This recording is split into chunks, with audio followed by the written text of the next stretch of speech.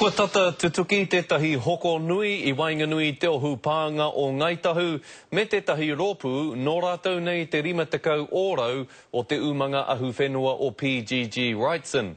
He ai ki te toi hau o te runanga o Ngaitahu, he tīmatanga no ake tēnei e ke rawa atu ai te iwi ki te taumata I roto I te ao ahumahi.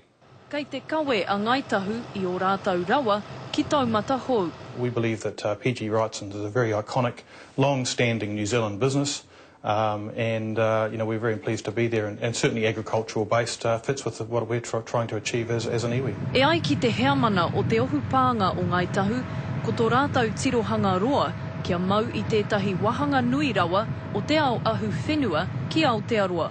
Kātahi tōna puari ka whakai kia hoko I ngā hea ahu whenua mai tētahi kamupene no tā wāhi.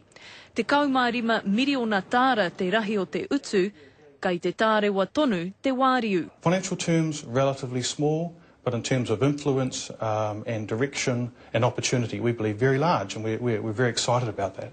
O te tino mahi a PGG Wrightson, he whakatipu I ngā kākano kraihe, hei toha ki ngā pāmu putanoa I te ao. E ai ki te Pāti Māori, mā tēnei hoko ka whai reo a Ngaitahu ki ngā wāhi e tikana.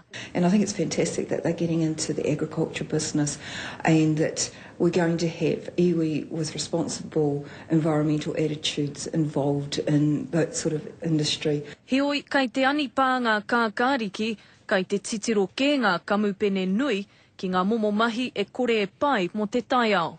It's important for Ngaitahu, I think, to reassure the members of the iwi and the broader Māori community that they themselves will not engage in any engineering work or import seeds, genetically engineered seeds for use out in the field. Ko te pātaia mā te pūtea anake, mā te kaitia ki tai ao rānei a Ngaitahu e ārahi. As an iwi, I mean, we have the environmental and sustainability aspects of our businesses at the forefront of our mind.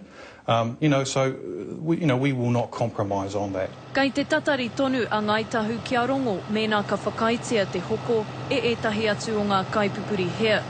E whakapaiti ana ka puta tērā whakatau a te mutunga o Pipiri. Jasmine Pearson, Te Karere.